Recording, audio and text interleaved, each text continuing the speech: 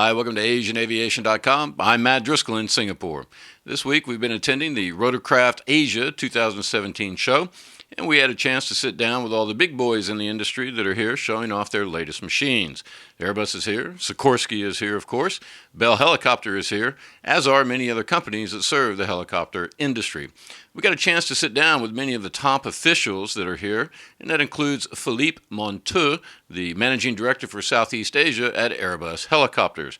Philippe talked about Airbus's work in Asia and the future for its helicopter business in the region. But first, we got to go flying. Stay tuned. Matt Driskill here with AsianAviation.com. It's Rotorcraft Week in Asia here in Singapore. This is my ride with Airbus H135. We'll see you in a minute.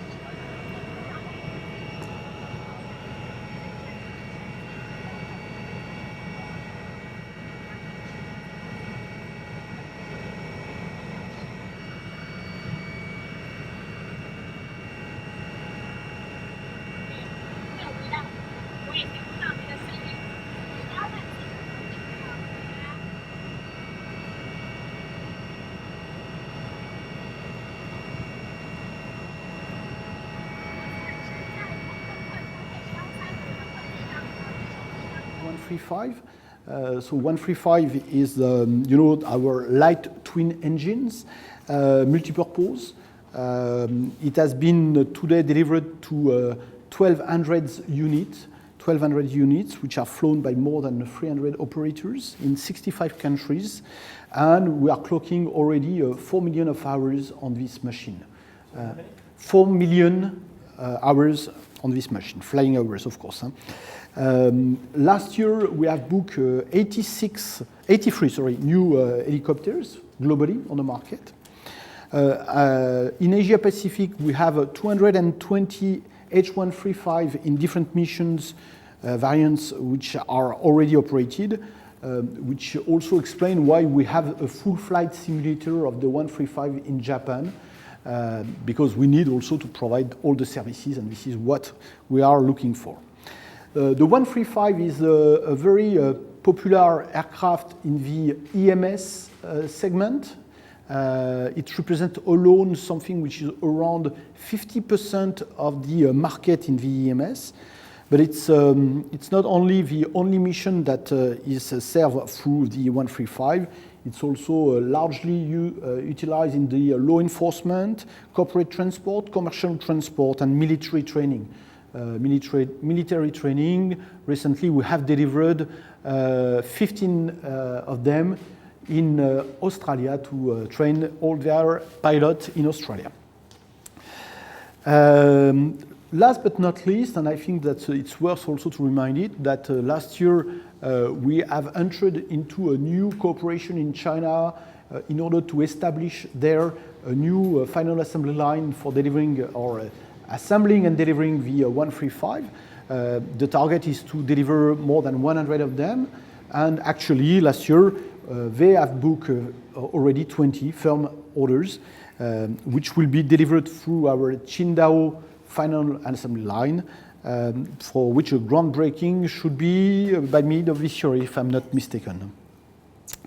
So 135, it's a long-standing product.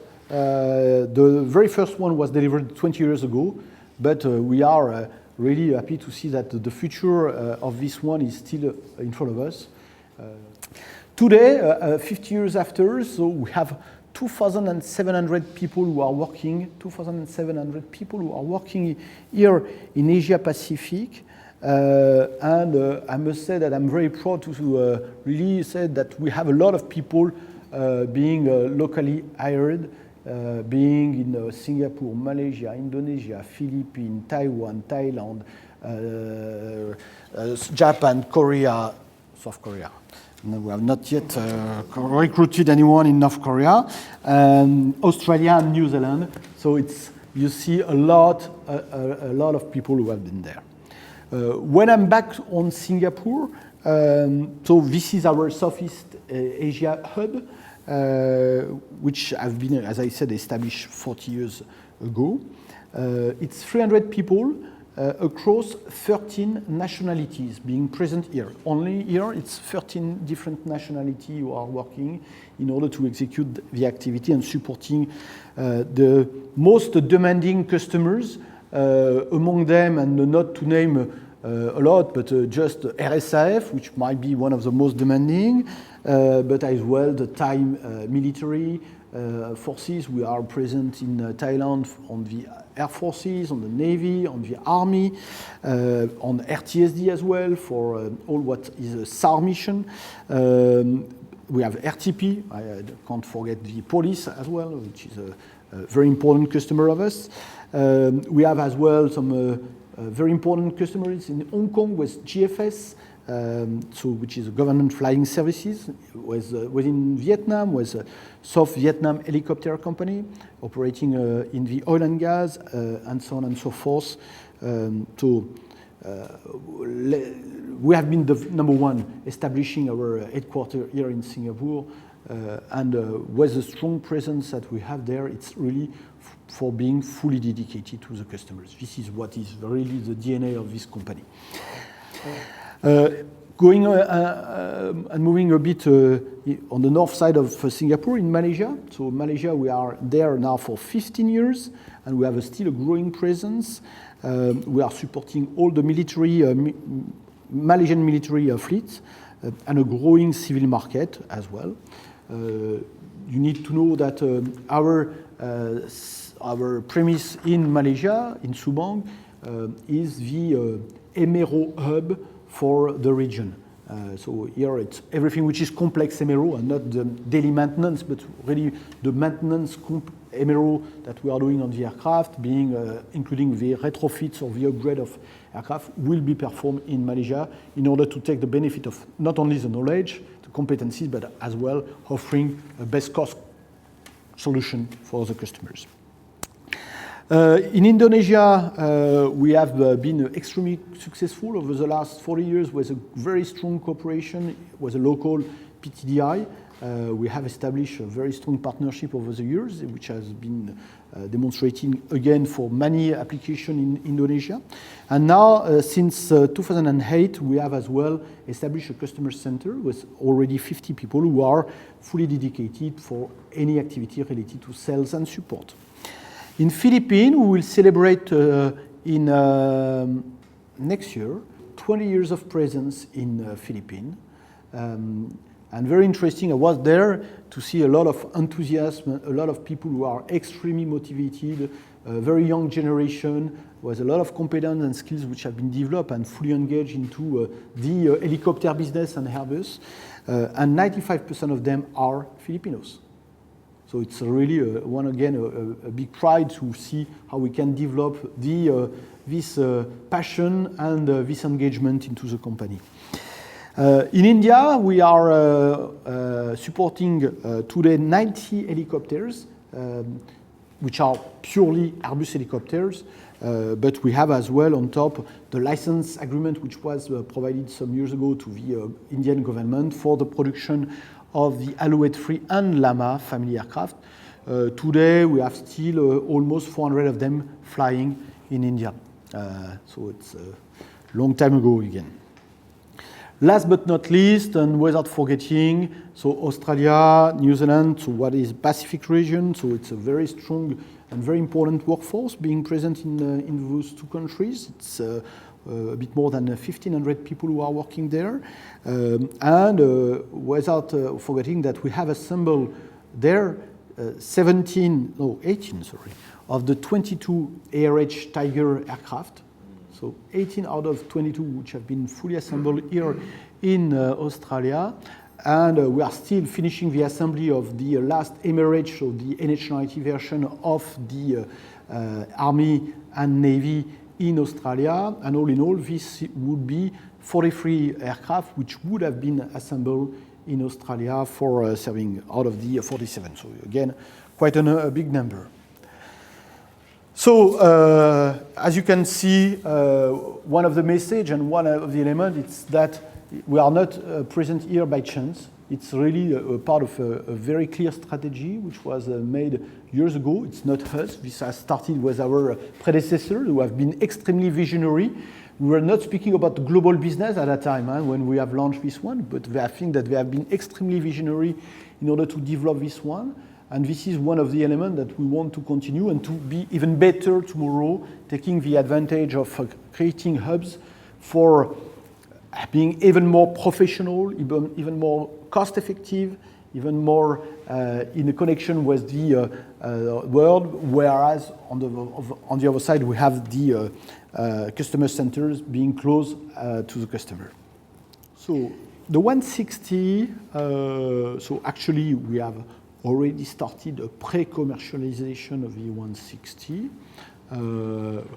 But I will say that we don't have yet any order because for that we need to finalize the commercial conditions with the customers and the central entity.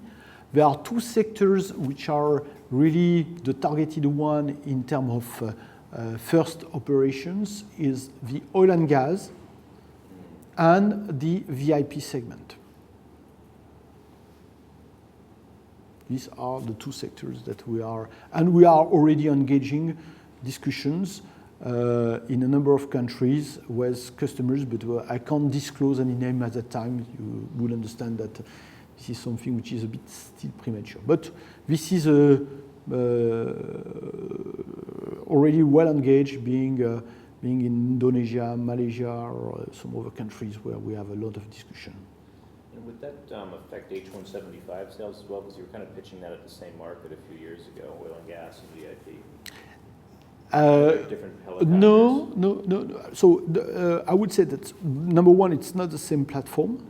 So 175 is a bit bigger than the 160. Definitely, the 175 is really dedicated as well for the oil and gas, but not the same kind of mission that we will deliver. It's a longer range and a bigger cabin, number one. Then second market is public services, 175. And we have few, and here it's few VIP version, but it's a market which is much more narrow in terms of size, because again, if we are looking about the size of the cabin, about the price of the helicopter, we are not in the same range than the 160. What would be the price differential between the two aircraft? Fabrice, you have it by heart? 25%. It's a minimum, I would say, minimum 25% price difference. Do you see prospects? I mean, some of the Southeast Asian countries that are not using many helicopters at the moment, so Vietnam, Myanmar, Cambodia, Laos. Do you see prospects there? Yes, we have seen a number of prospects. So Cambodia is starting well, and then we see more and more prospect and activity in Cambodia. Myanmar is still fully controlled today by military. So again, this means that in terms of civilian market, this is not something which is opening yet. And as far as military market is concerned, we have restricted exportation in any case in Myanmar, and therefore we are not selling to military. And Vietnam, I will say a bit the same for the time being. It's highly military control, and the civil is not booming. Military side, they are lacking budget, and we don't see things moving forward on the military side for the short term, especially when the oil, which remain low, might be difficult for Vietnam to continue to make new acquisition, which is a bit the same than in Malaysia. That's right, that we are entering into a specialization of our main premises. Concerning again, the main MRO activity, this is Driskill, which will be fully specialized on this one. Completion delivery center here in Singapore.